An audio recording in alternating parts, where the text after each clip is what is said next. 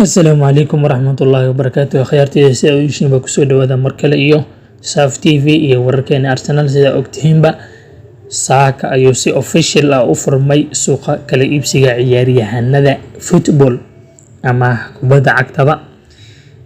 Taa waxay ka macnaysan tahay Arsenal inkastoo ay suuqa hore ugu sii jirtaba waa markii ay bilaabi lahayd gacan qaad oo ciyaaryahanadii ay maartay u ballan qaaday clubka ay soo qaban lahayd.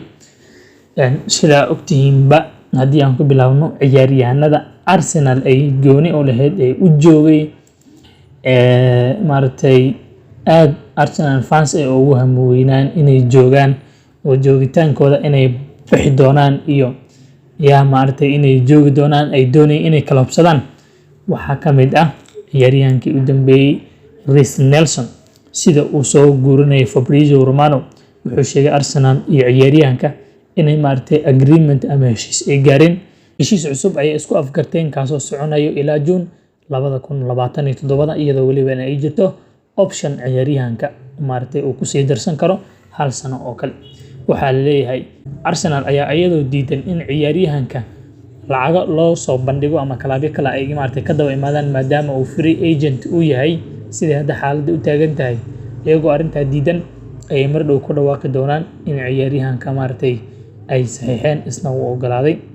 Marka ciyaaryahankan wuxuu raacayaa heshiiskiisa Saka, Martinelli iyo Ramsdale oo Saliba isna mar dhow lagu dhawaaqi doono heshiiskiisa. Sidoo kale waxaa ka horeeyay asagana ciyaaryahanka oo 4 sano Arsenal ka saxiixday inkastoo aan maartay weli agreement heshiis on lagu jiro weli aan isaguna lagu dhawaaqin ciyaaryahanka Gabriel William Saliba ayaa isna Arsenal maartay heshiis cusub ay ka saxiixanaysaa. Sidoo kale saacadihii u dambeeyay ay Arsenal maartay ciyaaryahanka ay wada fadhiisteen agentigiisa wuuna aqbalay in Arsenal uu joogo ciyaaryahanka.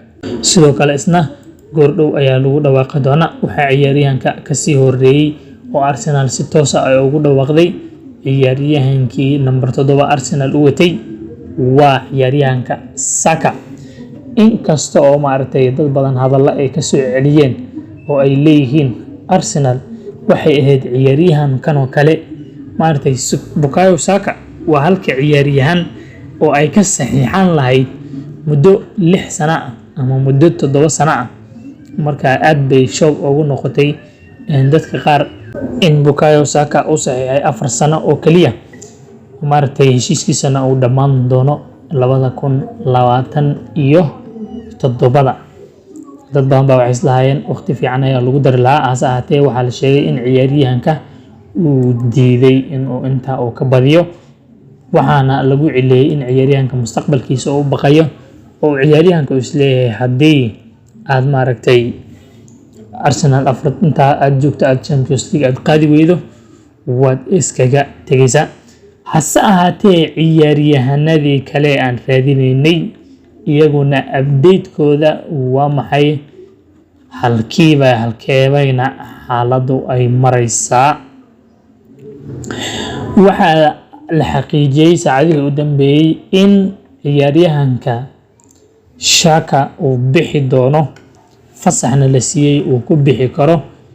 Runtii waxaa la yiri xalay xilli dambe ayuu isla maartay xilli waqti casho isla qaadanayeen ciyaaryahanada ayuu halka uu ku sagootiyay maartay sidoo kale waxaa sagootiyay ayaa la sheegay isna Mikel Arteta oo ciyaaryahanka clubka intaaba ku soo hayay isagoo maartay xilli ay clubka iyo Arsenal iyo maartay fanska iyo isku dhaceen Xhaka asaga ayaa dib u heshiisiin u sameeyay asaga ciyaaryahanka kaariyagiisa u saxay wuxuu ka dhigay ciyaaryahan runtii maartay sidii Van Persie oo kale aan ahayn waayo Van Persie asagoo ay wuxuu tagay fanska ay neceb yihiin laakiin Granit Xhaka asagoo arrintaa ku sii dhow ayuu maartay uu ka soo gaaray ninkan Mikel Arteta wuxuuna badbaadiyay mustaqbalkiisa oo wuxuu ka dhigay in legend Arsenal u ah. Marka ciyaaryahanka isna uu bixi doonaa oo Granit Xhaka uu tagayaa. Hase ahaatee Arsenal ciyaaryahanka targetka u ah waxa weeyaan oo ay raadinaysayba 2 ciyaaryahan waa ciyaaryahanka koowaad Moises Caicedo ciyaaryahanka ay dhahan iyo Declan Rice oo ahaa ciyaaryahan priority u ahaa. So wararka waxay u badan yihiin oo xaqiijinayaan in ciyaaryahanka Declan Rice uu u saxiixi doono Arsenal. Wararka qaarna waxay sheegayaan in Arsenal ciyaaryahanka heshiis hore uu la galay oo ayba tahay la sugahay in Arsenal inay lacagta ay kaash ku bixiyaan si uu ciyaaryahan ugu soo wareego. runtii marka aad fiirsana wararka sida iskaga soo daba dhacayaan waxay u egtahay in ciyaaryahankan Arsenal uu ku soo wareegi doono. 87% ayaa la siinayaa Arsenal inuu ciyaaryahankan ku soo wareegi doono oo club kale uusan aadi doonin, inkasta oo Man United ay raadinayso, Chelsea ay raadinayso, Bayern Munich-na uu sheegay ciyaaryahanka in England uu doonaynin inuu ka dhaxbaxo. waxay u egtahay ciyaaryahankan in uu u saxiixi doono Arsenal. sidoo kale Declan Rice ayaa iyadana Arsenal ku soo noqotay suuqii hore ayaan ogeyn Arsenal ayadoo 75 milyan diyaar oo laha ciyaaryahanka in loo diiday. runtii isna uu message ka aragteen uu soo qoray sida wararka oo la socotaanba. haddana Arsenal waxay la soo noqotay ayaa la sheegayaa 80 milyan oo ay doonayso ciyaaryahanka inay ku saxiixdo. haddaba taas waxay ka macnaysan tahay maadaama Granit Xhaka uu baxay, Xhaka waxaa bedel u noqonaya oo Arsenal haddii saxiixdo Declan Rice. hase ahaatee haddii la saxiixo Arsenal ay saxiixdo Moses Caicedo, taa maxay ka macnaysan tahay yaa bixi doona ma Parteyba mise waa Jorginho. mar la weydiiyey dhowaan Fabrizio Romano ayaa wuxuu sheegay in Arsenal ay ku faraxsan yihiin club boardka ama staffka ay ku faraxsan yihiin ama managerga inay joogitaanka Jorginho ku faraxsan yihiin, asagana uu ku faraxsan yahay, inkastoo ciyaaryahanka uu ogyahayba in uusan regular player uusan noqon doonin ciyaaryahan mar walba la isticmaalayo. hase ahaatee welina waxaa la yidhi Arsenal